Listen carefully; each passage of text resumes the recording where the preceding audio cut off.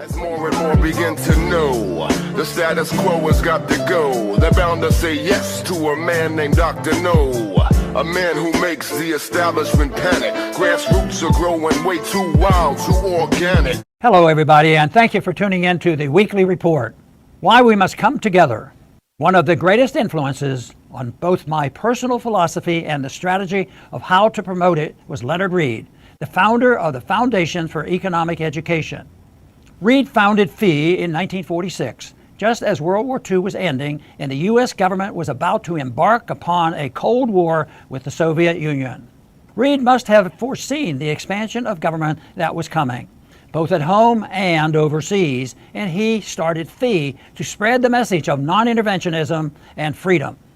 You could say that FEE was the first modern libertarian organization.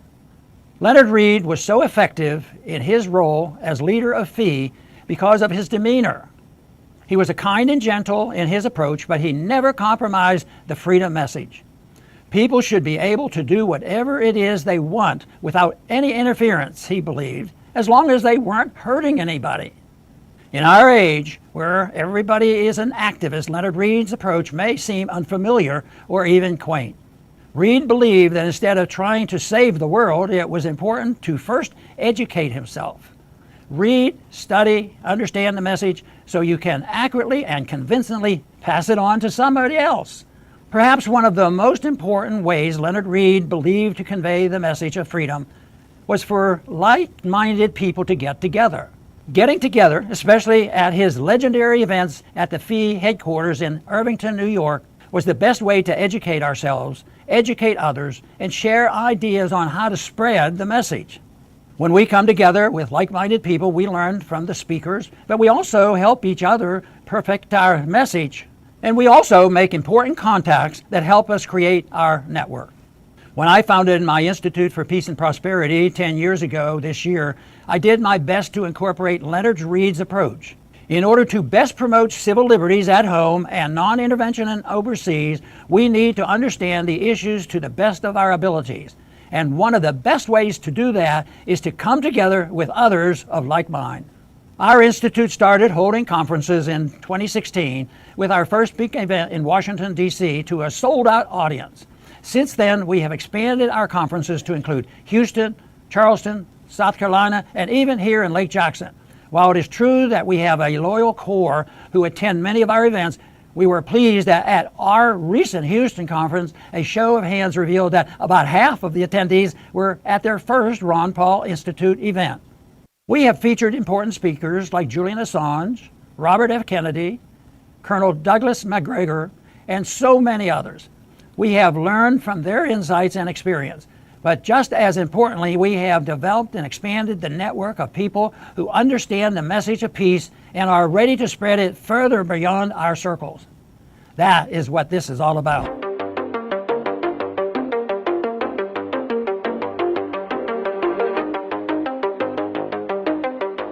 All right, the first story at the top of Antiwar.com today. Russia says that the U.S. was complicit in a drone attack on Moscow. So the Russian Foreign Ministry said Tuesday that Ukrainian drone attacks on Moscow and other areas inside Russia would not be possible without support from the U.S. and NATO. The comments came after there was a drone attack on Moscow. The Russian military said that it downed 5 drones and there were no casualties reported. So the Russian Foreign Ministry said, quote, "These attacks would not be possible without the help provided to the Kiev regime by the U.S. and its NATO allies. Russia claims that the U.S. and NATO were training drone operators and providing the necessary intelligence for the drone attack." So, it's not exactly clear how involved the U.S. is with these drone attacks. We don't know if the Russian claims are true. But again, there's that reporting. And, I have a hunch that the U.S. probably is helping them out to some extent here. So another thing to keep in mind here, as Ukraine was, accusing Russia of plotting to blow up this nuclear power plant, Lindsey Graham and Richard Blumenthal introduced legislation in the Senate that would declare Article 5 of the NATO treaty, which outlines mutual defense, would be triggered if Russia destroyed a nuclear facility and radioactive contaminants dispersed into NATO territory. And we know from the way, the media and Congress reacted to, Nord Stream, the Kakhovka dam, which we don't really know what happened in that situation. We don't really know what happened with Nord Stream either, but we do know with Nord Stream, it definitely wasn't Russia. That's pretty clear. And, Western governments have admitted that now, but we know the reaction. If this happens, it's going to be a disaster. I mean, who knows exactly? I'm not sure what would happen if this nuclear power plant was blown up. And the latest thing here, the Wall Street Journal reported on Tuesday that the U.S. is looking to restrict Chinese companies' access to cloud computing technology in a move that would further strain ties between Washington and Beijing. So the Biden administration has significantly escalated the trade war with China. All the tariffs, Trump-era tariffs, are still in place, and they've imposed sanctions to restrict the export of advanced semiconductors and semiconductor manufacturing equipment to China. And those sanctions were imposed last fall. The U.S. has also pressured other countries that export the technology to impose similar measures, and that's Japan and the Netherlands, and they're going along with it now. And the Wall Street Journal report said that the new rule would require U.S. cloud companies to seek permission before providing cloud computing services that use advanced artificial intelligence chips to Chinese customers. The idea is to prevent companies in China from gaining access to computing capabilities via cloud services that use the advanced chips that the U.S. is trying to restrict going to China. So it's the semiconductors that they're banning being sold to China that are used for these cloud capabilities. So they don't want China having access to that. And of course, this is all in the name of national security. That's how they justify anything like this. The report comes as U.S. Treasury Secretary Janet Yellen is preparing to visit China, where she's expected to arrive Thursday. So this report, I think the Wall Street Journal just tends to come out with reports that could, offset diplomatic steps that the Biden administration is taking with China. But according to the New York Times, Treasury officials are downplaying expectations for Yellen's visit, saying that there won't be any major breakthroughs and that the purpose of the visit is to improve communication. Similar to what the State Department said before Blinken went there. They said, no breakthroughs. This is managing competition. That's the line. Here's Gerald Salenti with today's trends in the news. Judge, it's one day after Independence Day. Thank you for being here. It's a pleasure to be with you, Gerald. Independence Day, of course, marks the beginning of the last just and moral war that Americans fought, which was a war to secede from a tyrant, King George III. Yep. And as you said, last war, how many we fought since then? Oh, God. Probably, if you count all of them, well into the hundreds. Most people could only name a half dozen or so. But they were all wars of opportunity or wars of empire. The only moral one was the revolution. Yep. Congress has turned the president into a prince. Whether you take Barack Obama or George W. Bush or go all the way back to FDR, who signed an executive order saying, surrender your gold. Give us your gold. Yeah. I just ordered it. And people began to turn in their gold until somebody said, FDR, well, you can't order it. You got to pay for it. Or give us your gold for $25 an ounce. And what did the feds do with it? They sold it for $35 an ounce. Yep. I mean, this is just tyranny at the highest sort because the Congress has permitted it and authorized it. And then the power that the Congress in the 1933 gave to FDR is still there for Joe Biden to use today. And it's the same with Harry Truman and Dwight Eisenhower and JFK right up to Joe Biden. In every era, the Congress gives more authority to the president, making him or her more and more like a prince or a princess. Well, of course he is. Every time these clowns go anywhere, they roll out a red carpet for him, and all the little boys and girls in their military drag salute. No liberty-minded thinker I know of seriously argues today in favor of hereditary monarchy. Well, again, we have it when you look at the Bushes and one after another. It's one big club and you ain't in it. Little Andy Cuomo, the list goes on. But many of us are fearful of an out-of-control democracy, which is what we have in America today. I say tyranny because there remain in our federal structure a few safeguards against runaway federal tyranny, such as the equal state representation in the Senate, the Electoral College, the state control of federal elections, and life-tenured federal judges and justices. And then you go on to say, of course, the Senate, as originally crafted, did not consist of popularly elected senators. Rather, they were appointed by state legislators to represent the sovereign state as states, not the people in them. Could you explain that? So James Madison's genius was to construct a federal table with three sides. At one side was the president, the concept of nationhood or statehood. On the second side was the people in the House of Representatives. On the third side were the states. Remember, as Ronald Reagan said in his first inaugural address, the states formed the federal government and not the other way around. The federal government existed when each of the 13 states ceded away a little bit of their authority to the federal government. By the way, if I had been the drafter of that speech for him, I would have added the following line. And the power that the states voluntarily gave to the federal government, they can take back. That line is not in there, but if I drafted it, I would have pressed him to add that line. When Woodrow Wilson and the progressives in that era, Republicans and Democrats, Teddy Roosevelt was as much a proponent of this as was Woodrow Wilson, voted for the 17th Amendment to make the senators popularly elected. It became a glorified House of Representatives. It didn't represent the states as sovereign states. It was just a House of Representatives all over again, but for 6 years instead of 2. So the needs of the states, their recognition as sovereign entities, their ability to nullify federal behavior inconsistent with the federal Constitution, all of that went away like that with that amendment. Wow. This war in Ukraine, they just keep ramping it up and ramping it up. And now the baloney being spilled out by this guy who used to be a sitcom actor in Ukraine and played the piano with his penis. There he is over there, Zelensky. I'm not making this up. He's saying now that Russia's going to bomb the nuclear power plant that they're in control of. And that's making all the news. And week after week, we're seeing more and more articles coming out about the possibility of a nuclear exchange. If this happens, it's the end of life on Earth. It will probably happen, if it happens, with the Ukrainians bombing their own nuclear facility so as to enrage NATO. Now, Gerald, you're talking about something that could happen as we speak. Yeah. NATO is meeting on July 11th. That's next Tuesday. If he plans to enrage NATO, his people will attack that nuclear facility before July 11th. So there's time for the damage to be done and the rage to be generated. This could happen any hour now. And there's any hour. Yep. And there's virtually no pushback in the media. You're not allowed to talk about it. And the stupidity, again, didn't you know that Russia bombed its own Nord Stream pipeline? You're right. Russia wanted to stop selling natural gas to Northern Europe. So instead of turning it off, it destroyed the pipeline. I mean, this just doesn't make any sense at all. We all have seen Cy Hirsch's research, which the mainstream media rejects because he beat them to the punch. Yep, that the United States was behind this. And then they blew up that dam and the hydroelectric plant, which the Russians were in control of. But of course, the Russians killed their own people and blew up their own plant that they were in charge of, according to Zelensky. And now Zelensky, and they keep repeating it in the media over and over and over, says that Russia's going to blow up the nuclear power plant that they're in control of. So they're going to kill more people. Oh, and of course, Russia wants to blow up the nuclear power plant because the wind doesn't blow toward Russia at all, or Crimea. No, it only stays in Ukraine. I mean, this is insanity, and there's no pushback about it. Gerald, believe it or not, the war is popular in the United States until American boys come home in body bags. Then you'll see a radical. No, you don't see. You're not allowed to show the body bags. You forgot? I did forget. Remember, they did that with the Iraq War. Yes. Well, that's George W. and Dick Cheney. Yep.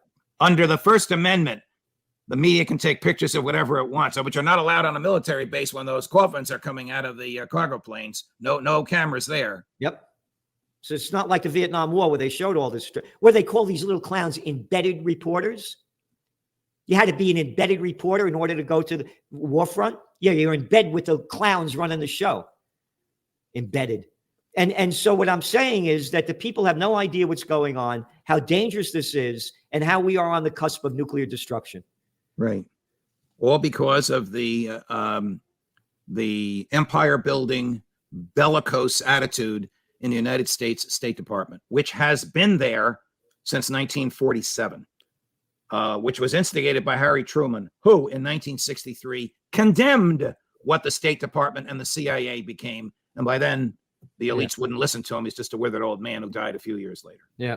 I'm not a fan of Truman at all. No. I think the atomic bombs, dropping the atomic bombs made him a mass murderer. But he did live to regret and to condemn what he started in 1947 with the CIA. Yeah. Your daily dose of liberty education starts here. The Tom Woods Show. And the funny thing is, if you double click in it, the system's doubly senseless because there's actually, at least as of 2004, Henry Louis Gates Jr., who was a professor at Harvard at the time that you and I were both there, found that a majority, up to potentially 2/3 of Black Americans who Harvard admitted were not descendants of slaves, which is supposedly the justification for the corrections to systemic racism rooted in slavery that affirmative action was supposed to correct for. They were descendants of immigrants, people like my parents as well. But the way we actually solve for it is literally it's a system that says you look like someone to whom a bad thing once happened, so we'll reward you.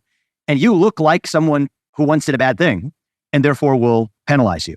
If you go in that direction, The possibilities are endless. There's about 1 million European slaves who were enslaved by Barbary pirates. That is not quite as many as passed the transatlantic trade, but even more who did pass the slave trade into the Middle East. And so Chinese Americans who laid railroads as forced labor in this country, Japanese Americans who were interned, Jewish Americans who have been discriminated against by many institutions ranging from Harvard. We then enter the oppression Olympics, the victimhood Olympics. And I think there is no winner in America's victimhood Olympics. America loses in the end. Maybe China wins, you could argue, because they don't play these games over there. But the reality is restoring colorblind merit is absolutely the way that we thrive as a society. You also, in this context, commented on the Espionage Act and what your posture is in connection with that. So can you take a minute to talk about that? Yeah, this is one of the most un-American statutes ever passed. It was in 1917, passed and signed into law by Woodrow Wilson, the godfather, I will call him, of the administrative state. A lot of people don't know that. It was a law literally passed to silence political dissent, specifically anti-war dissent, during World War I. It was used to round up hundreds of anti-war activists who were imprisoned. Eugene Debs was put into prison for criticizing the Espionage Act itself. Keep in mind, this is the same statute that is now being used to lock up political opponents of a different persuasion. I mean, Julian Assange has suffered at the hands of this statute. Now it's Donald Trump suffering at the hands of this statute. What I've said is that I would demand that Congress repeal it. And in the meantime, one of the things about my presidential candidacy is I won't make any promises that are contingent on Congress acting. The promises that I make, the commitments that I make, the efforts, there will be best efforts to use my authority as an executive to do what an executive is already legally empowered to do. What's the executive legally empowered to do? I will instruct the Department of Justice not to enforce the Espionage Act, which I view as unconstitutional as it exists today. So that gives you a taste of how I think about restoring justice in the Department of Injustice, which is what it is today, to actually turn it into a name that befits it, the Department of Justice itself.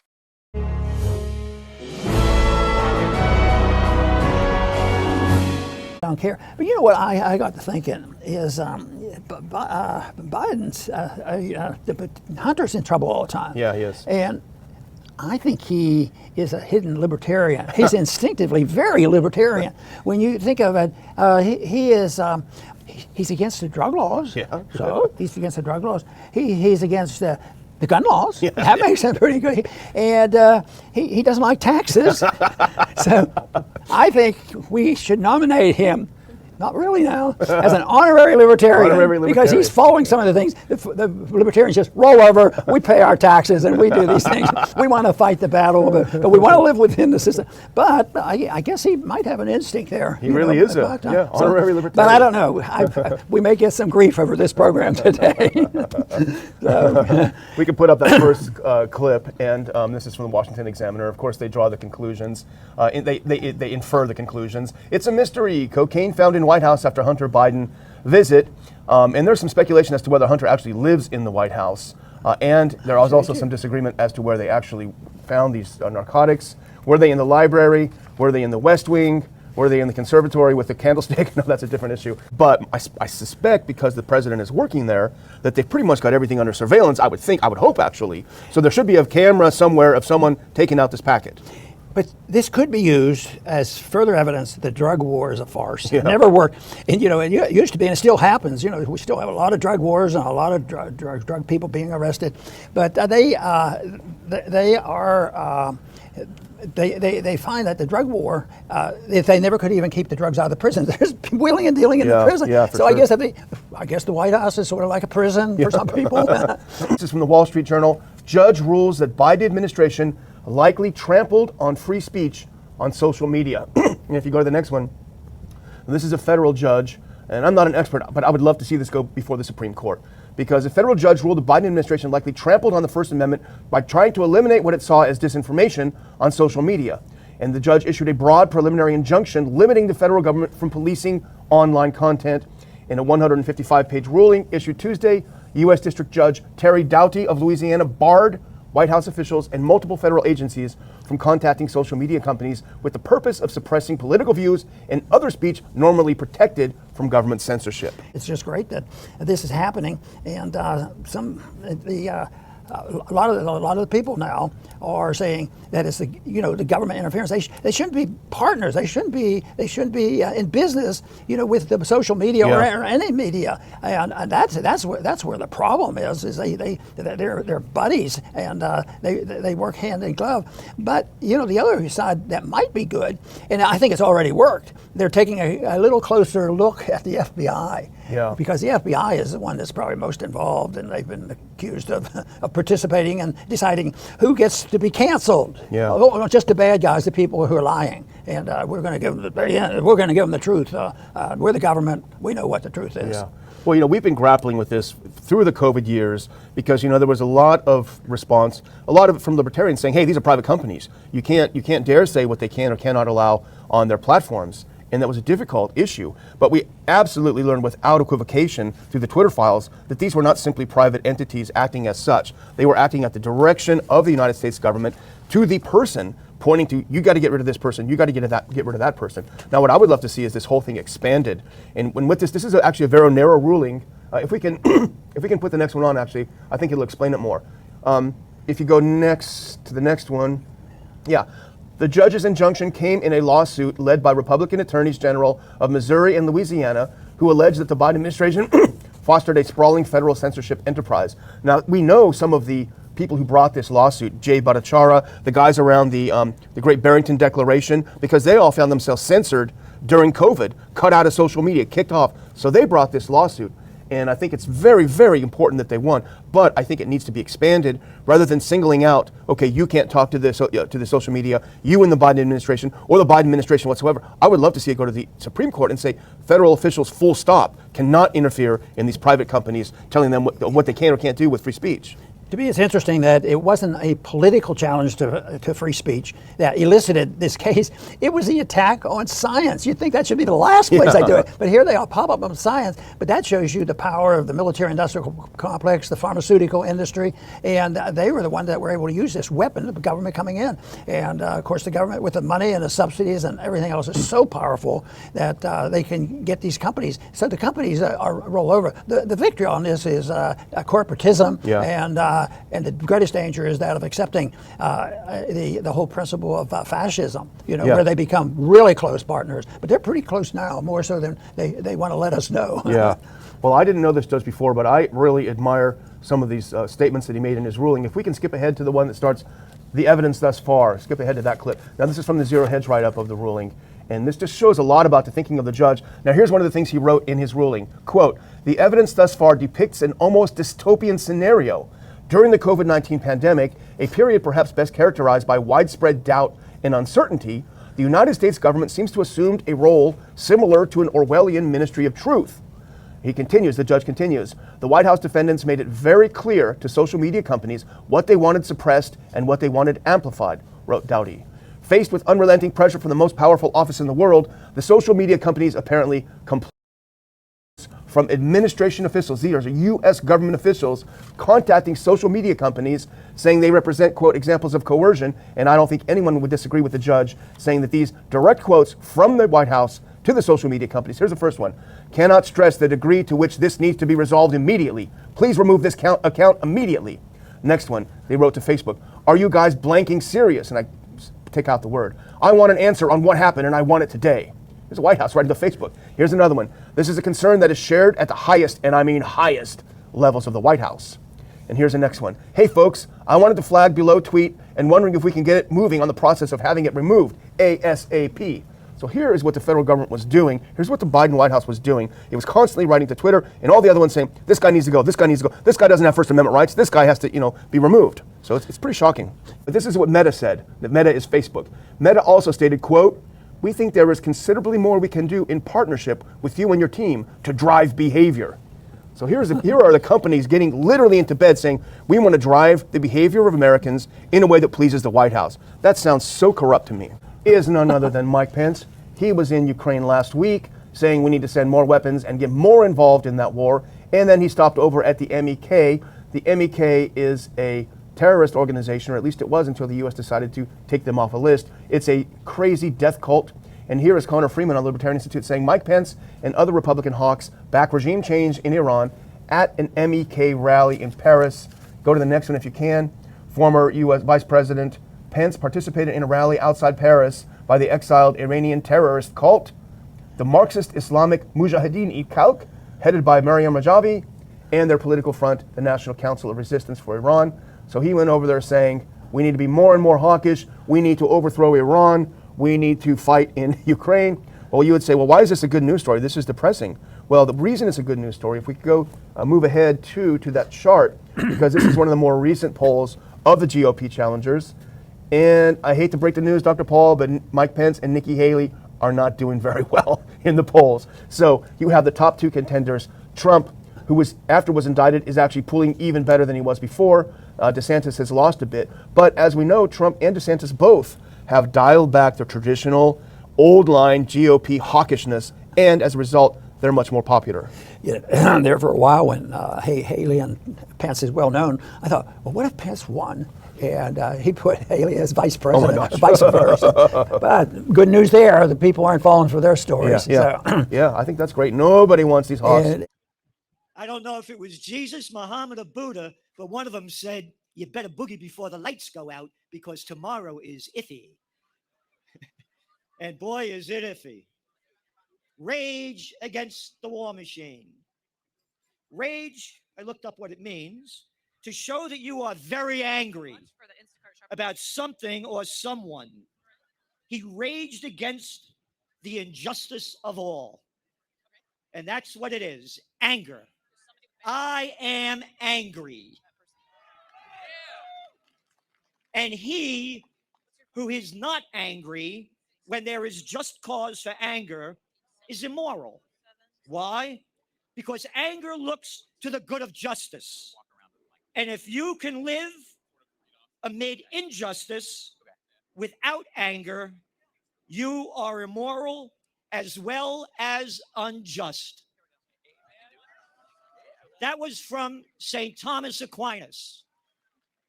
Joe Biden, that guy, you know, he says he's a practicing Catholic. I don't know what Prince of Peace he looks up to, man. But hey, how about what St. Thomas Aquinas says? Now, there's a guy that loved every war, and he's a few years older than me and was a draft dodger in Vietnam. All of these little tough guys with a pair of cojones smaller than a mothball that love to send people to go die. How about Bill Clinton? Every time he got caught with his pants down, it's bombs away over Baghdad. How about the Nobel Peace of Crap Prize winner, Barack Obama? I want that guy Assad out of there. No, you have to say it properly, Salenti. You said it like you're an Italian. Assad has to go. Gaddafi has to go. We have to murder all of these people all over the world, and I'm going to bring the troop surge in, and I'll win a Nobel Peace Prize. But you have to do it properly. You have to keep saying folks, folks, folks, and that's all he did was focus. I am angry at the mainstream media prostitutes.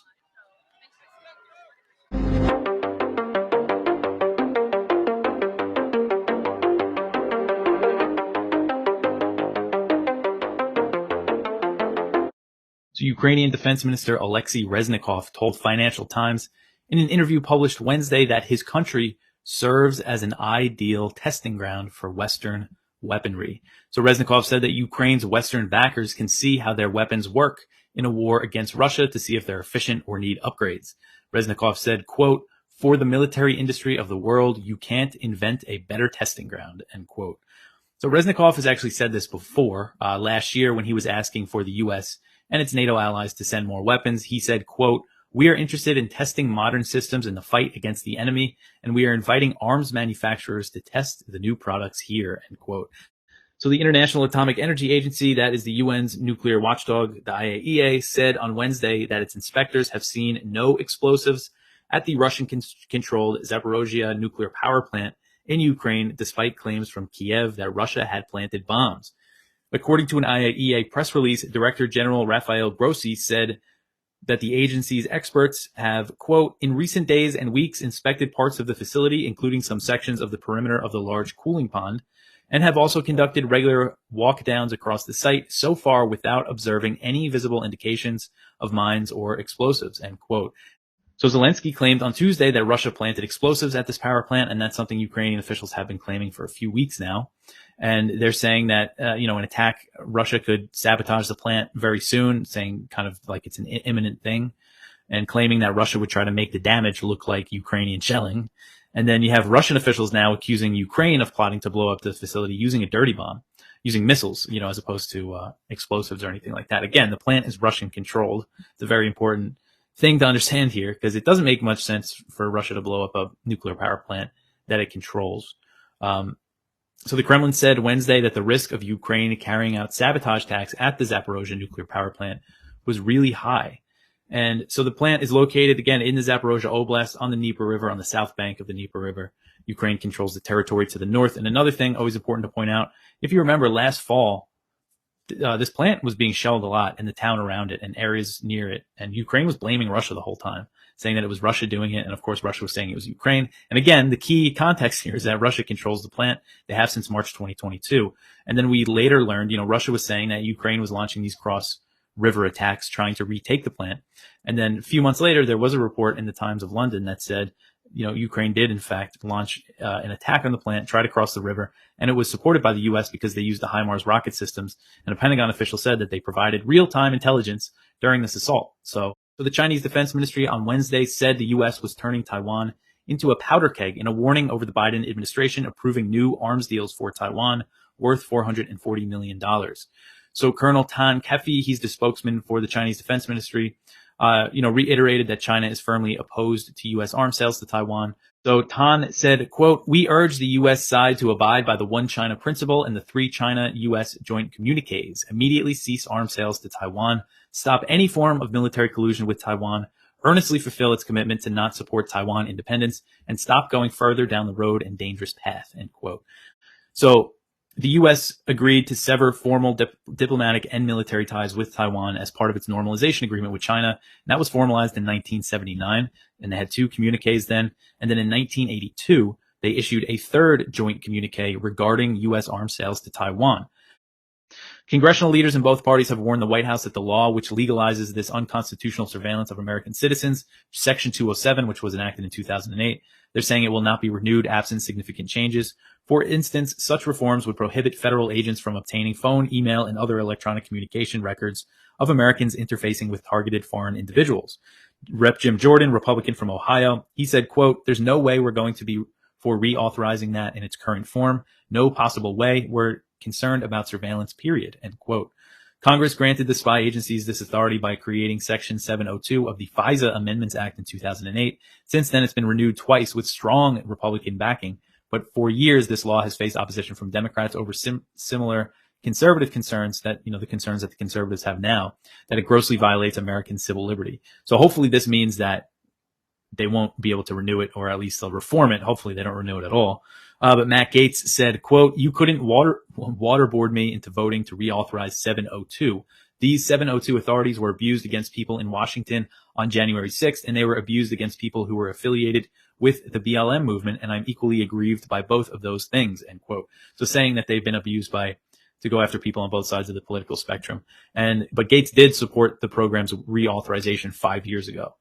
People are returning, they're burying their dead and inspecting the destruction left by Israel's aggression. So thousands of people were displaced, and now they're starting to return home, and a lot of people are finding that their homes were destroyed.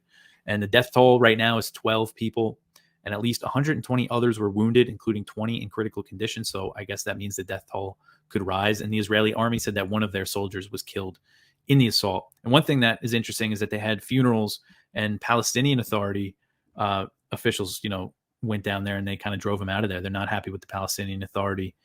They see them as kind of collaborators with the Israeli occupation forces. So very rough situation for the people living there. And we're probably going to see something like this happen again soon. Your daily dose of liberty education starts here. The Tom Woods Show. What he'll do is he'll go through and tell you, question by question, what kinds of pieces of information about American history Americans are completely confused about. Right. When you quiz them. And it's things like they can't put the Civil War and the War for American Independence and maybe one other thing even in chronological order. Now, if you can't even put those in order, then you don't understand anything. And we're talking about American adults being polled. These are people who, by and large, went through the official course of instruction. And what they have is a hodgepodge of absolute meaningless bits of nothingness. Right. Well, I'll put my tinfoil hat on for a minute, Tom. I think that's intentional. I think those in power ultimately don't want a knowledgeable citizenry, right? Because if they understand the mistakes of the past, then they'll better be on guard to make sure they don't happen in the future. The best way for authoritarians to get away with all their shenanigans is to dumb down the population. So they're distracted. They lack context, as you point out. They might be bombarded with content, all these factoids that in school they have to memorize and regurgitate for the test. So there's no shortage of content, but they're deprived of context. And so what that leads to, what you were referencing with the statistic that just came out a few weeks ago from the NAEP score, what's called the Nations Report Card, where they aggregate all the assessments in all the public schools, and they're kind of measuring, English and math and history for all the kids. And the recent result that came out was that for 8th graders across the whole country, only 13% of 8th graders in American public schools are proficient in American history. 13%. These are future voters. These are future elected officials. These are people who are going to have the reins of power in our kind of constitutional republic, such as it remains today. But the problem, as you point out, applies to adults as well, right? Like only 51% of adults can even name all 3 branches of the federal government. A majority of Americans fail a U.S. citizenship test that immigrants have to take when they're applying for citizenship.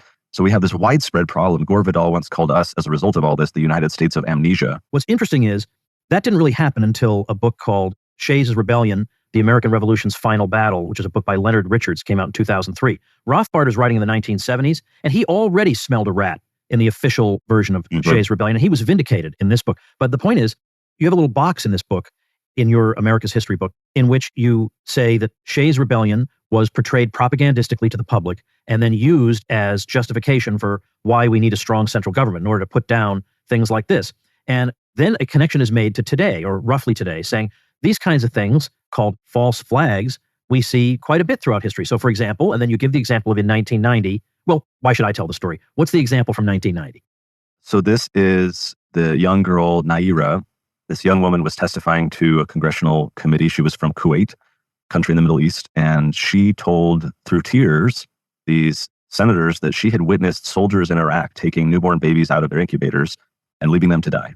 So everyone gets outraged, and here's this credible testimony from this girl, and she was a witness, and all these senators, the resolution to go to war passed, I think it was by 5 votes in the Senate when they later passed it, and 7 senators all cited Naira's testimony as very influential in their reasoning why we need to go to war, right, against Saddam.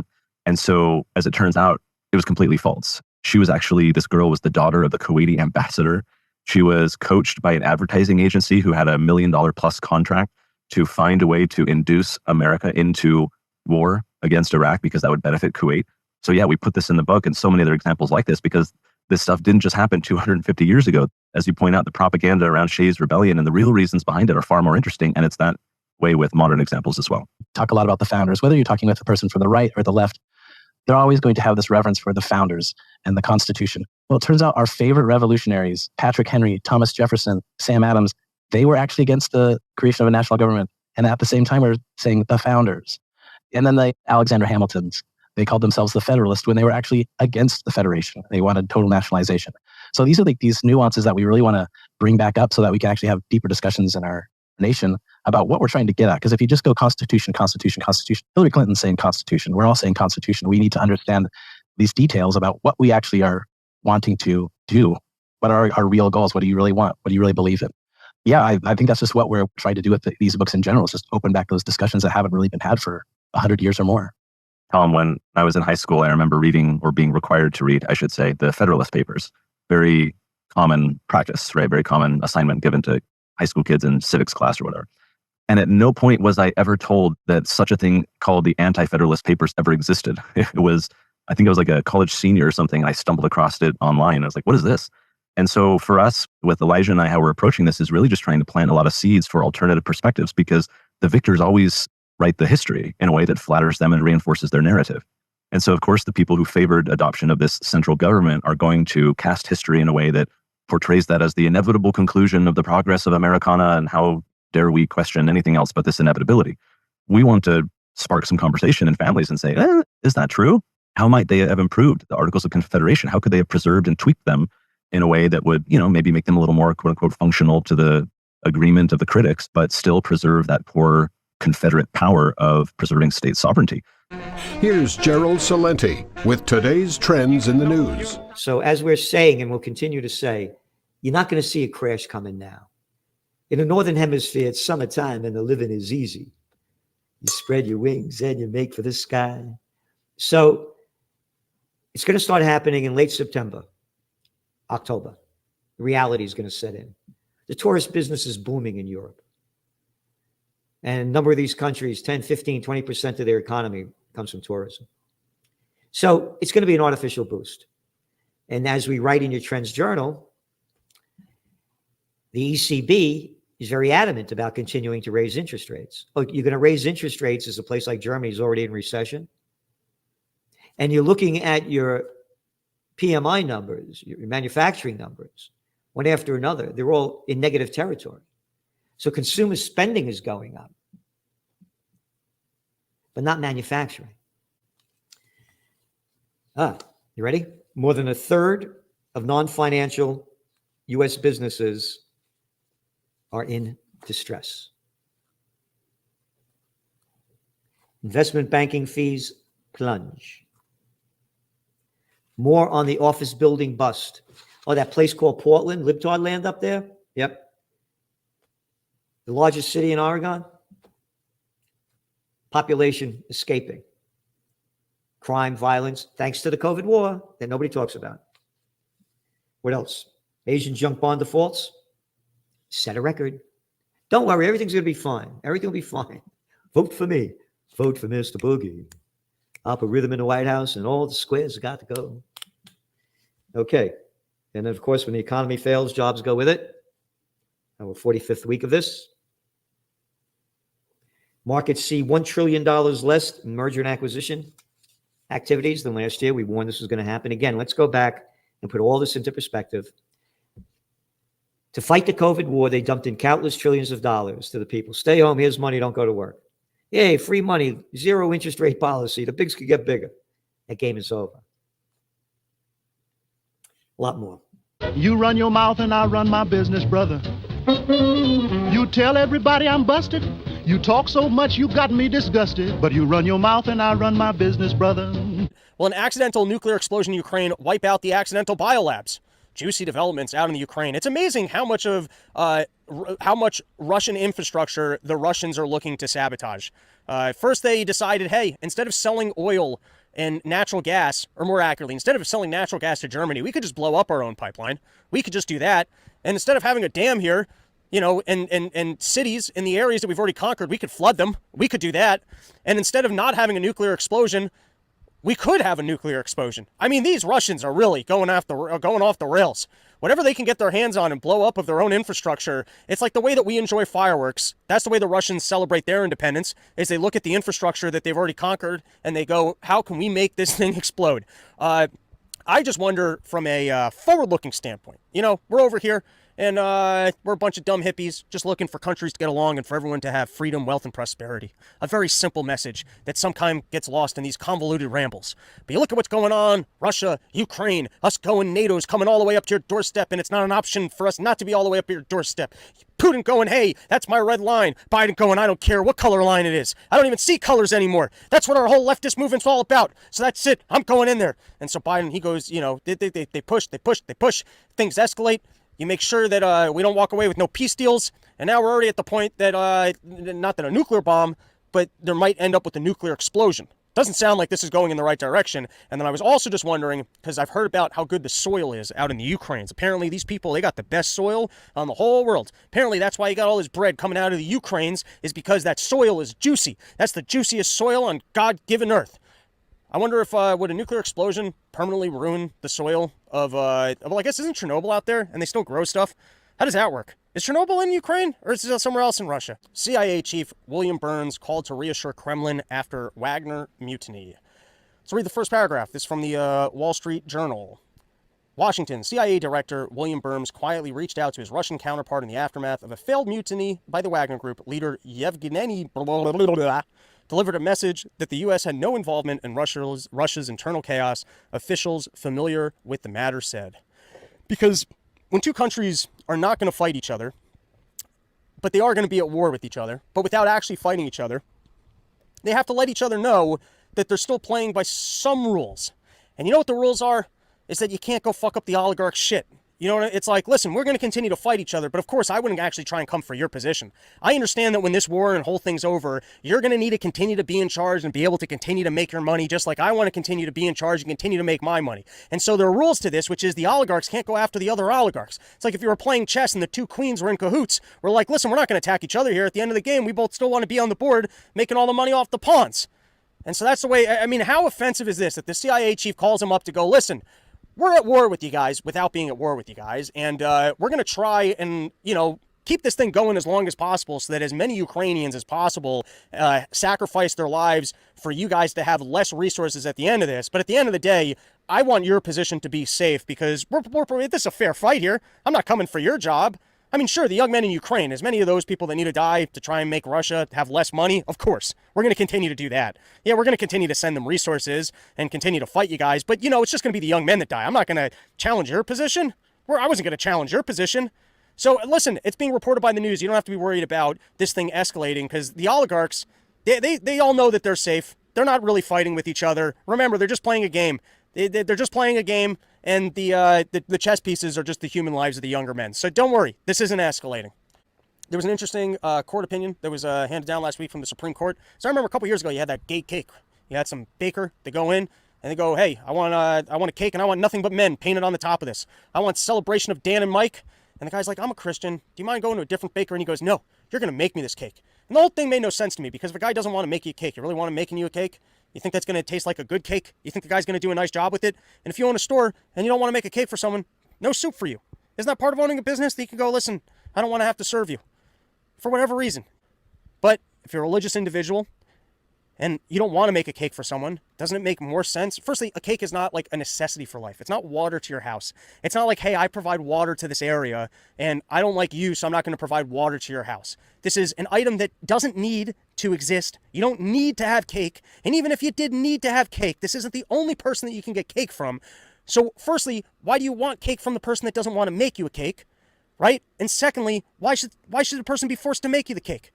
Should have looked that one up because I seem to remember that the court decided for the gay couple and not the baker. But similar court case this time around where a lady makes websites, gay couple, they want a really gay website. It's the Grindr Wedding Spectacular. I met Mike on this app and you can meet your lover too. Orgies on the second floor. I don't know that any of this was being included, but conceptually, if you're going to force someone to engage in labor that they don't want to engage in, that they can't pick their own clientele for whatever reason. Now, in my own opinion, I think the way liberty should work is you really shouldn't be forced to do anything. So if I own a business and I don't want to let someone in my business, I don't want to let someone on my property, why am I going to force somebody? And I think the market punishes you for that.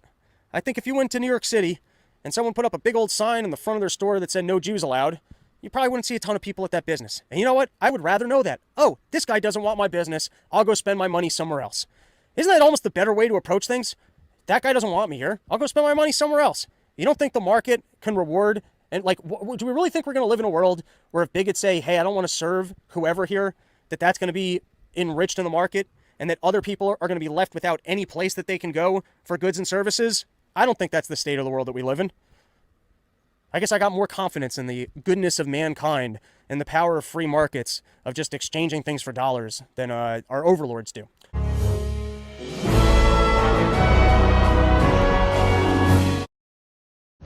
Well, you know, Teddy Roosevelt is credited with the old saying, speak softly and carry a big stick, which I always thought was kind of good advice. You know, don't be so bellicose. Well, the opposite is now obviously the case with the UK. Speaking as loudly as they can, being as bellicose as they can, egging Ukraine onto war, acting tough like they're going to go ahead and go to war with Russia as well. Turns out they don't have a big stick at all. And in fact, as you point out, as we saw in the Daily Mail, they don't have any sticks at all, hardly. They only have 40 tanks that are ready to go to war. They've already given 14 to Ukraine, and they were promptly blown up. So those are gone.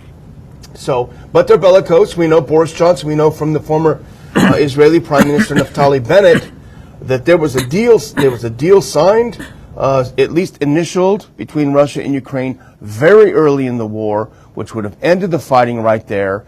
And big Boris Johnson, carrying that small stick with a big mouth, he said, no way, you guys cannot make peace. You got to keep fighting. And that's what happened. So Russia is estimated to have 2,000 tanks, and here comes little old UK with 40 tanks rolling in. I don't know. It doesn't sound like a very even fight. Let's go get them. Let's go get them. Yeah, you and him fight. Yeah, that's what. And who will be the victims? The young people who hardly pay enough attention to stop it. The whole thing came out in the British Parliament. Admiral Sir Tony Vatican, he's the chief of the defense staff. He's the head of the military in the UK. Now, he went before Parliament, was giving a little update, and he says at the Commons, that's their House of Parliament, Commons Defense Ministry yesterday, his claim that Britain could provide a division, which is around 17,500 fully equipped troops accompanied by vehicles and artillery, that they could provide just one division was dismissed as a fantasy. So they can't even field one division of troops. This is just a random search this morning that I found out. Now, this is from an article that came out recently. Germany is running out of explosive artillery shells, having provided it in bulk to Kiev. So this is from June 20th of 2023. They gave all their artillery shells to Kiev, and they don't have any left. So they're not looking in good shape. And this next one again, this is Germany again. This is from The Economist. I don't have the exact date, but it's important. This is the chief of the German army, Alphonse Mayes. He said, the Bundeswehr, the army that I'm allowed to lead, is more or less depleted.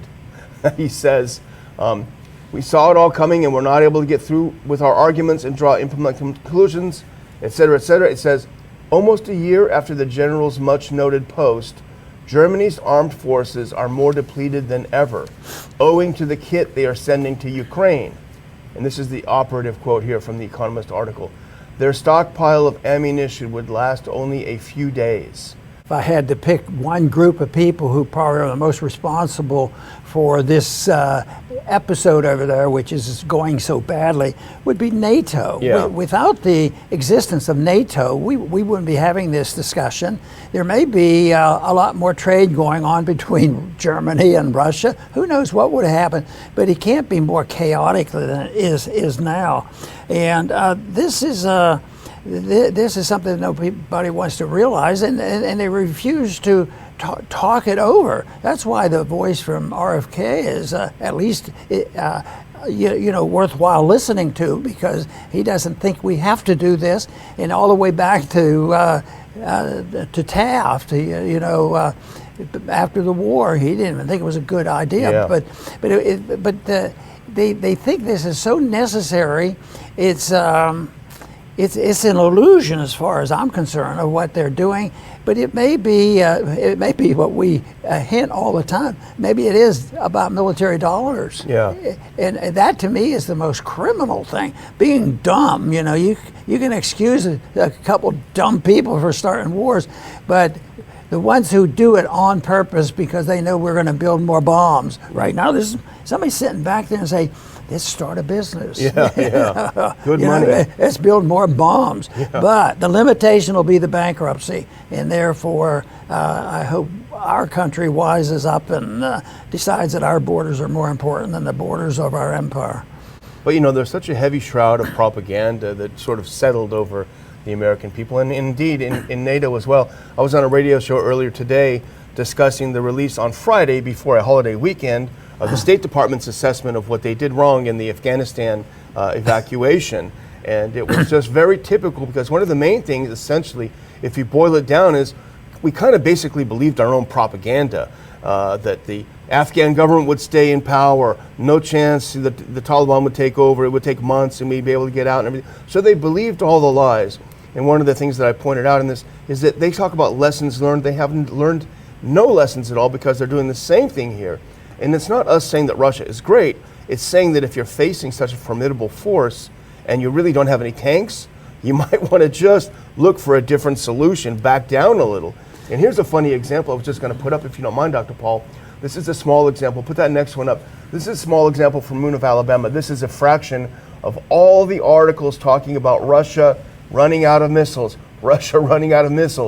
and it's all from the mainstream media, Daily Mail, Mirror, Express, Financial Times, over and over. You can see dozens and dozens. Well, CSIS, which is really the military-industrial complex top think tank in D.C., they came out with a report this week finally admitting the truth beyond all this propaganda if we can put this up. CSIS report, Russia isn't going to run out of missiles after telling us for months that they were running out. So this, I just think, is the danger, regardless of your position on the war, the huge danger of believing this propaganda that's coming out. You know? But it says everything you need to know about the U.S. mainstream media. If we can put that next one on. Now, this is Jonathan Turley. He wrote about this morning on his website. And he points out that a CNN host is very upset about the ruling that we discussed yesterday, which is that the government is bound by the First Amendment, right? They can't go to Twitter and say, hey, you need to silence this guy. And it was a very important court case. Normal people who really do love America, like us, are happy and thrilled because we love the Constitution and we love the Bill of Rights. Well, CNN is a whole different kettle of fish. They think it's a terrible idea. They say that we should yield to government censorship demands. How's that? Well, I think of this in context of what was going on with COVID, and they really were able to overtake and take over the whole propaganda machine. The heads up, especially when we talk about COVID, report UN Pact for the Future seeks permanent emergency powers for, quote, complex global shocks. Now, we know what the UN and these international bodies did during COVID. They made life miserable for the rest of the world. And it looks like they're going to have a summit in September, Summit of the Future, where they're going to adopt a pact for the future. It doesn't sound like a good future for the rest of us, though. Now, here's a hint at what's coming. A global body to lead a, quote, common agenda for all nations during any complex global shocks. Oh, and there's a couple coming. Yeah. Such as new pandemic. We'll keep an eye on that. I'm sure you and Chris are probably going to look at some Yeah, aspects we'll of talk this about as some well. more. But this whole thing about globalism is sort of a sickening way to handle things. It undermines, it undermines national sovereignty in a true negative way. But it also undermines personal liberty. So if we have a country such as ours had been, more so, where personal liberty, and a lot of people said nice things on the 4th of July about personal liberty, but everybody knows that there's a dissent between two bodies now in this country fighting over the whole issue of even understanding it. It's just the point that we talked about. Major newspapers and big companies getting together and say, why are you people upset about, the government monitoring? How else are we going to get the truth out to the people? That kind of nonsense. So the bigger the body of individuals running this, the worse it is. And, I used to think, I went to a government school, but the government school, was one little community. But we had all the teachers, and there was a school board, and there were 20 of us in a class, and I went 8 years through that school. But then when they started putting the groups together, I remember my dad saying, boy, that's getting pretty big. And then it became statewide, and then it became federal, and now it's United Nations. And every time, I think you had to take away from the quality of education and from personal choices and personal liberty. And I think the evidence would show that. Yeah, absolutely. I am angry at the mainstream media prostitutes. These little media whores that get paid to put out by their corporate pimps and their government whoremasters. All they do is keep selling war, hate, fear, and hysteria. They ban us who speak for peace, love, facts, and freedom. The big story making the news. Vice President Kamala Harris announced that the United States formally determined that Russia committed crimes against humanity. Hey, Harris, did you like the Iraq War? How many people did Ms. Stein say America's killed? How about those crimes against humanity? And where's the Cartoon News Network, CNN? Oh, showing everything, the crap spewing out of Kamala's mouth. but never showed every day of Americans being slaughtering people all over Iraq. They never showed the Americans' 20-year war in Afghanistan, slaughtering people every day. But every day they have the Ukraine war. Every day they're media pimps.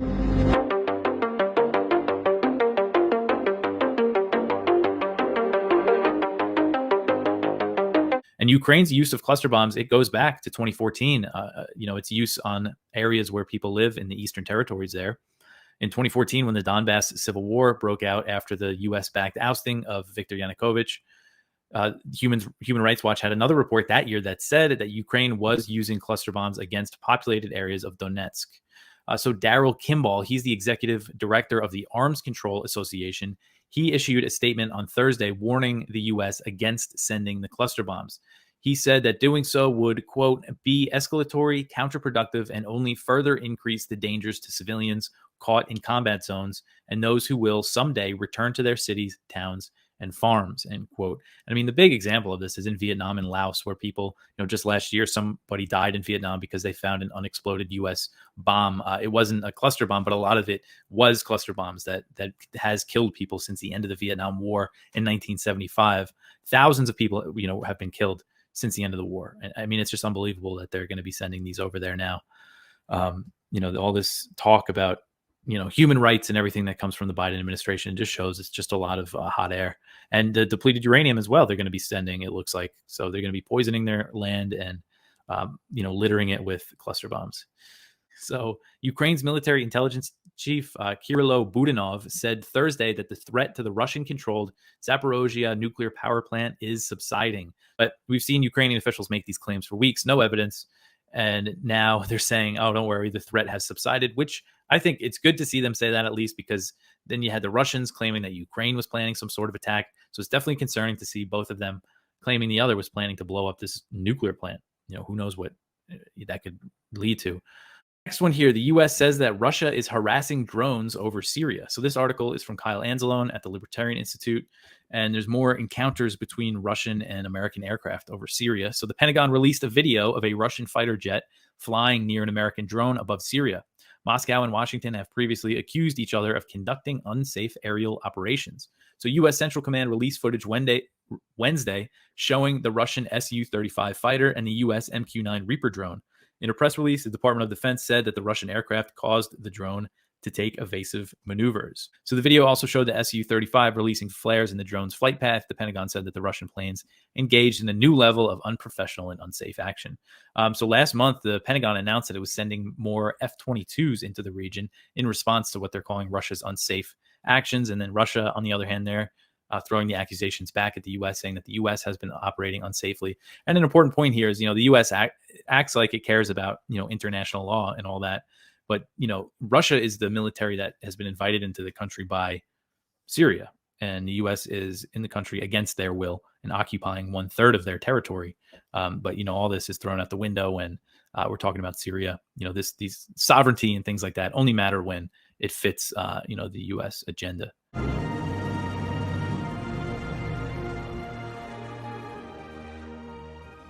Yeah, I think what you find is a lot of the men and women I know who are active duty or reserve or guard will say that's above my pay grade. I'm a professional. I'm a policy executor. I'm not a policy maker. And so they wash their hands of that responsibility, absolve themselves of the responsibility. But that places a greater onus, because what they did was they by volunteering to go into the armed forces, they've given up that capacity to have that form of conscience. As long as you stay in, you are under an obligation to do your duty, right? But that puts a greater onus on us within this republic to ensure that those who are willing, who are volunteering to put themselves in these positions, are only put in these positions that are of true interest to the American people.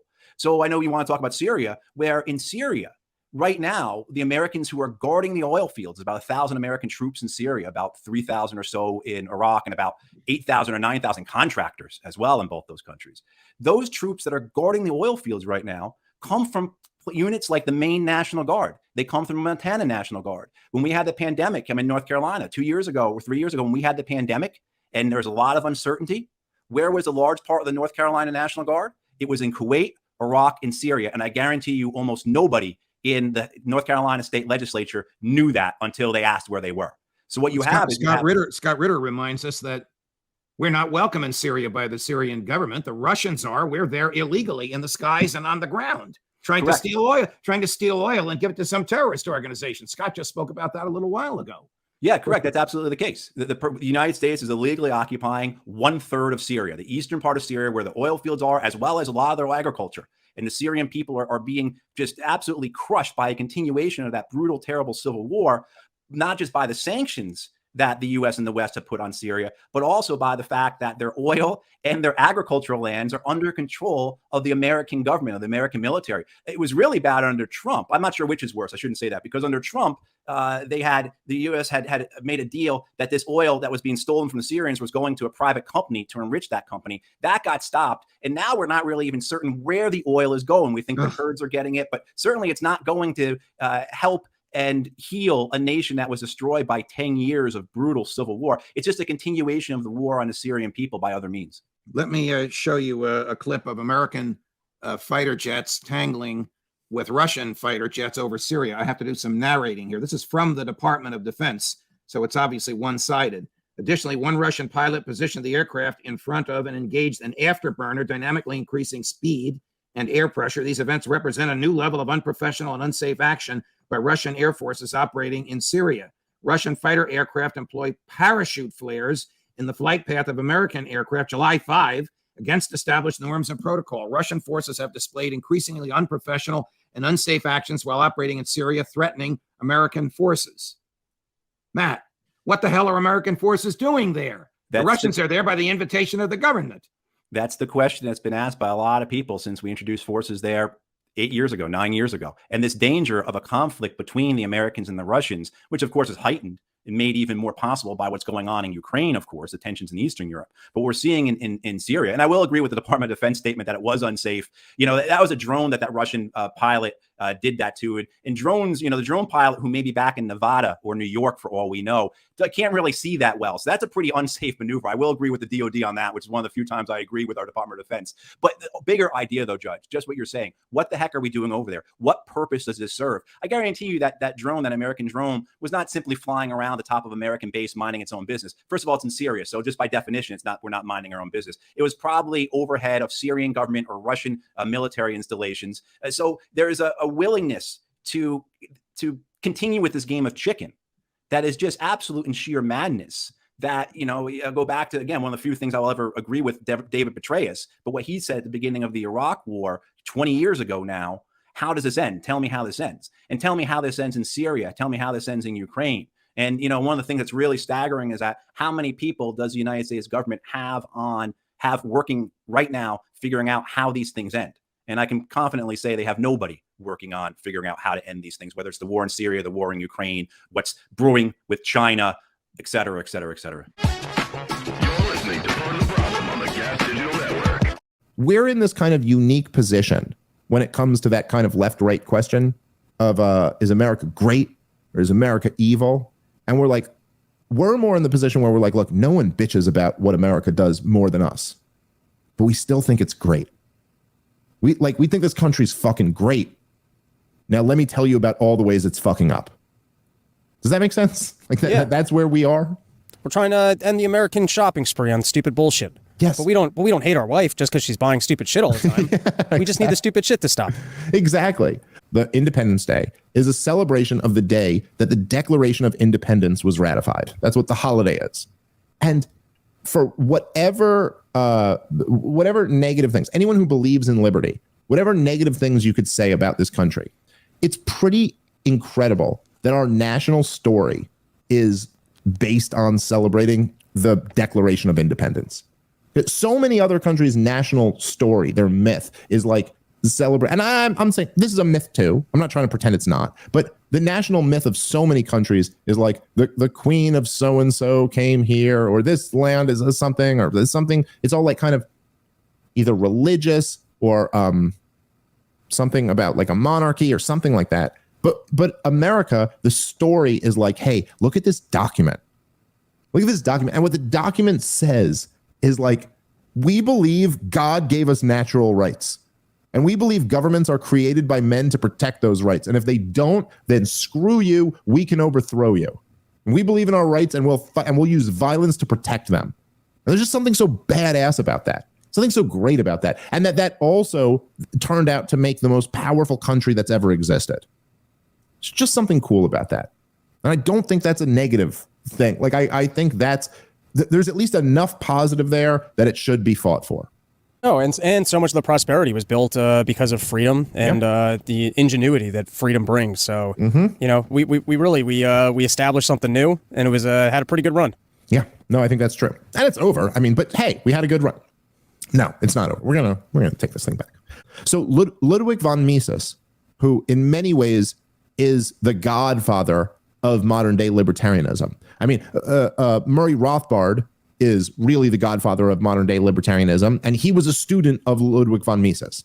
Now, Ludwig von Mises would not have called himself a libertarian in his day. He just called himself a liberal because that's what the word meant back then, was something completely different from what it means today. But he had this quote where he said that liberalism, and by that he meant, what is now referred to as classical liberalism, not what, he didn't mean AOC. He meant the original liberals. He meant John Locke and, people like that. And he said that liberalism must be intolerant of all intolerance. What he was saying was that you can't be tolerant of views that are inherently intolerant.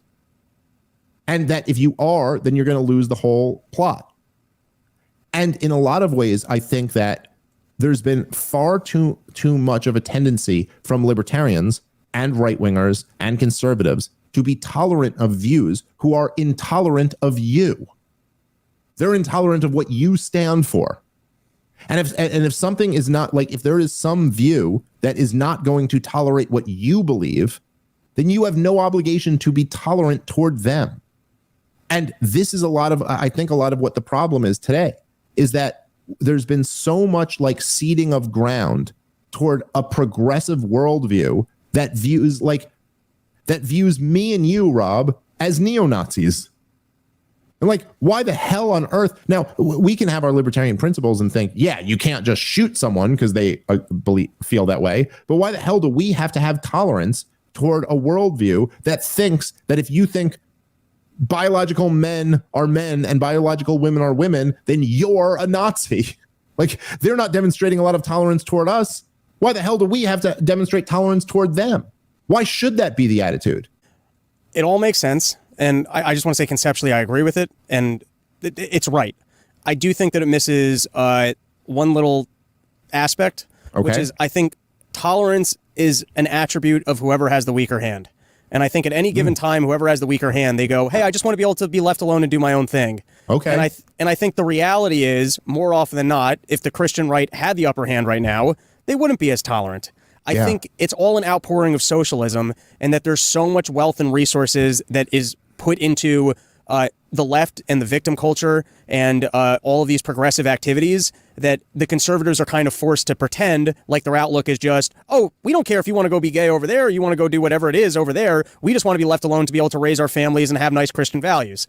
That's because they have the weaker hand. If they had the stronger hand and they were more of the majority, believe me, they wouldn't want the strip club in their town. They wouldn't want, I think it's just really more of an outpouring of. And your point is not just that they wouldn't want the strip club in their town, but that they would use force. Yeah, they would go policing. Evict it. Yes. I think just whoever has the weaker hand, the way that you play the game is to go, listen, you guys go do your thing. I just want to be left alone to go do my thing. No, that's a great point. It's a great point. I think it's been pretty transparent of the fact that government. I mean, Jen Psaki literally said it. She said it directly. Yep. She said we have lists. Yeah, and we got back channels and we discuss it, and it's always under the guise of the misinformation and the dangerous things that are going on. But I mean, if anything has proven that government should not have that power, it's the amount of information that was removed from social media relative to COVID and the COVID vaccine that turned out to be right. Probably on a 6-month timeline, nearly every single thing that was taken down from social media as misinformation over the course of COVID probably turned out to be right, except for like magnets and Bill Gates and like that stuff, like except for like the craziest stuff. Almost all of it's been validated. And then the biggest news story that was removed on the basis of Russian misinformation or whatever turned out to be the deep state literally trying to cheat for the Democrats. So if anything, the track record of the last 2 years is proof of the fact that we need absolute free speech and just like no compromises there. And the government has certainly been working backdoor channels to actually remove information and censor the internet because they kind of have to. With all that being said, great, this judgment will come down. I can't imagine that that's a full unraveling of the policy unless there's accountability that goes way beyond, oh, you can't do that and you shouldn't be doing it. Yes, it seems like I completely agree with everything you just said. It seems like there's, this is a 4th of July miracle and this judgment is going to be perfect. But of course, it's pretty hard to imagine that this one federal judge, issuing this injunction is actually going to stop the CIA and the FBI and all the other secret 3-letter organizations from, intervening into social media.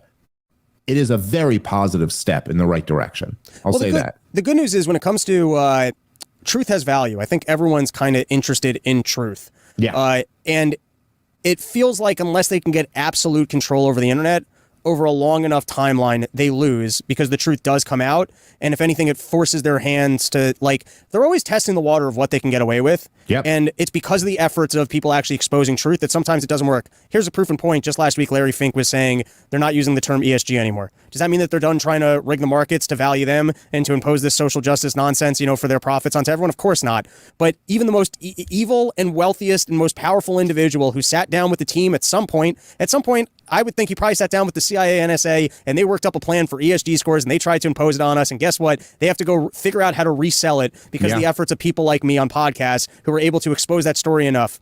So it's like, as long as there's truth on the internet, their thing will cave. It doesn't work unless they can actually censor us. They've ramped up their efforts of censorship more than ever in our lifetimes over the last 2 years, and they still weren't able to completely remove us from the internet. They couldn't get rid of Rogan. And so, if anything, I guess any efforts that kind of push back on their ability to police the internet leads to a victory for us and for you. Dude, that is the ultimate white pill. That's the ultimate thing to be encouraged about, is that if it was so inevitable that they were going to win, they wouldn't need to put all of this effort into controlling the narrative and propagandizing the population. And they wouldn't be so afraid of people who are pushing back against that. And the fact is that we've seen a lot of evidence that they actually can't control all of the people who are pushing back against it, and that so much of their propaganda gets exposed. To me, that's the ultimate white pill. That's the thing to really gain optimism from.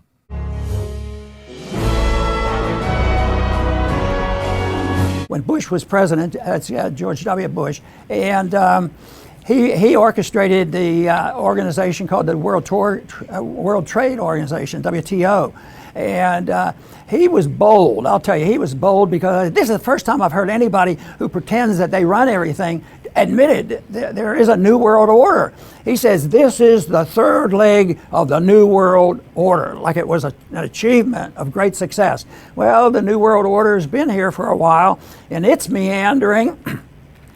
The only contest they have is with the market, and usually the market is a little stronger than the bureaucrats. But anyway, they're dangerous because they have the tool of political power that they'll use and try to force themselves onto the people. But what we're going to talk about today, of course, Chris, is the article that we have talked about, and that has to do with the United Nations. There's been a preliminary meeting telling us and giving us strong hints on what's going to happen.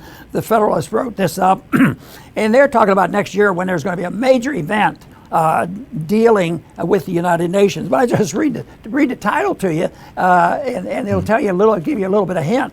So the New World Order is still around, even though I don't think it does a very good job. I just saw a headline this morning. It says ESG. That planning group, investing isn't doing much for the environment. A Yale study confirms. So they're not all successful, but they're buckling down. They're going to say we're going to do it, and we want control. We have control of the purse and the money and the guns. So that's what we want to do. And they're seeking permanent emergency powers for all complex global shocks. This is big time, and these plans are laid out.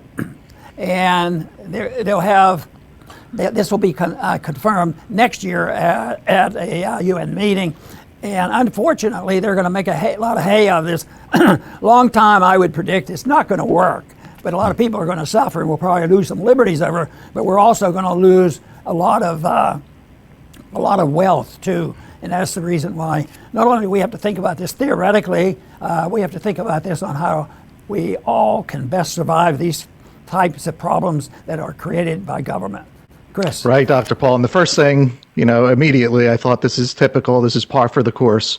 See, because government, there's a lot of good people in government, doesn't mean everybody's bad that's in government, but the incentive structure that is part of the government is backwards. It's the opposite of the rest of society.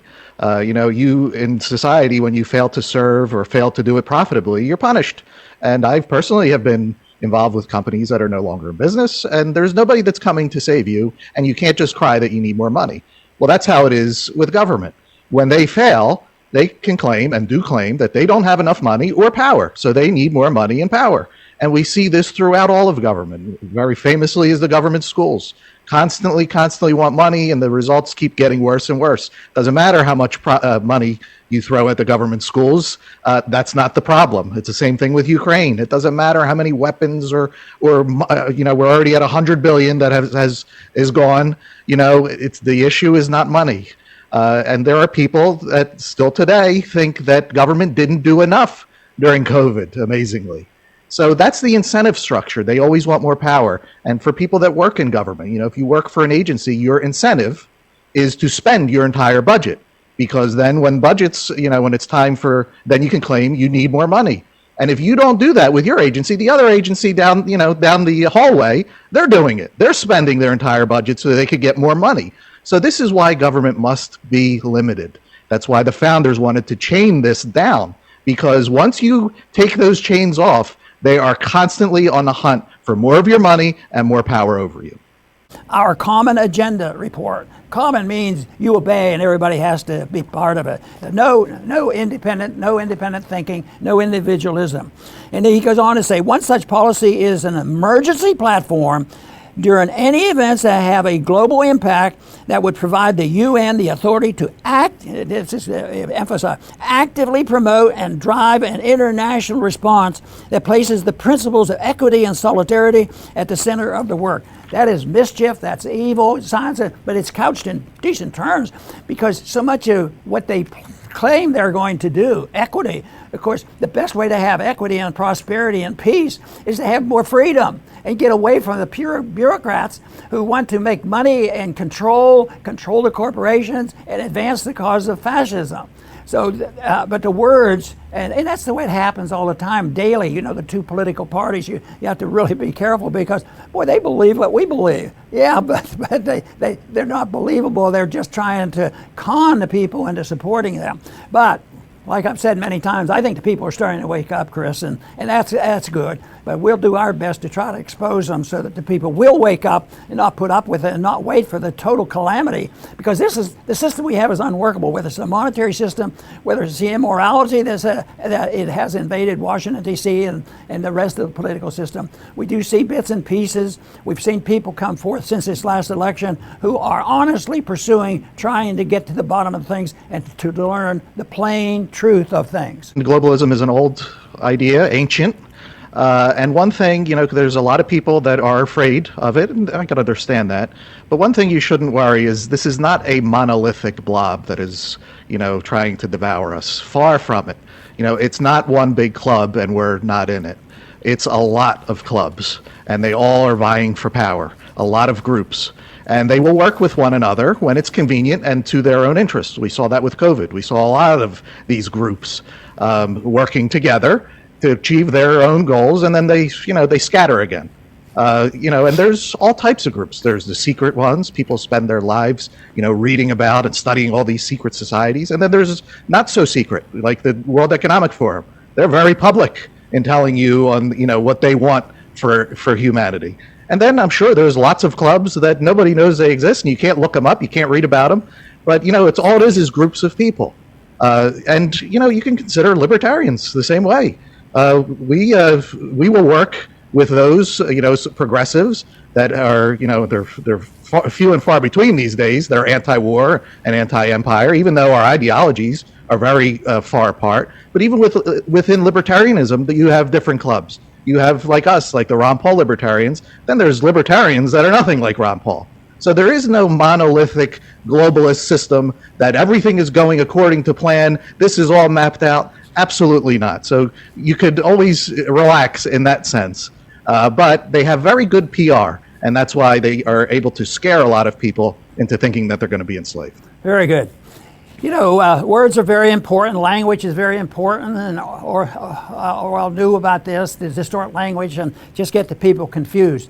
But the one word that they dwell on and they never give up on is the holiness of the word democracy. How could anybody be against monopoly and democracy? So what they say, though, is they imply is if 50% vote on something, then it must be good, and you have to obey it. How else can you pick and choose? Well, there are other ways, but democracy is a real danger because that's a dictatorship of the majority. It's well understood. The founders understood it very well. They despised pure democracy, and they did not. They wanted to have limited government and people who promoted government and things, but it was to be called a republic, not a democracy. And this is something that they use all the time, and if you're not for it, then you're a bad guy. But anyway, I think that we're at a point in history where some major things are going on. The most symbolic thing to watch is the accumulation, the exponential growth of all debt, especially our government debt, and the authoritarianism that goes along with it, domestically and internationally. But we have a different idea, believing that peace and prosperity can be achieved through persuasion and voluntarism, and that is what we stand for. I want to thank everybody for tuning in today to the Liberty Report. Please come back soon. I am angry. Yep, because anger looks toward the good of justice, and the congressional crime syndicate running and ruining America by their constant warmongering deeds is immoral. They call where we are Washington. Guess what? Washington must be turning in his grave to see the little freaks that they call Congress, that they call Washington.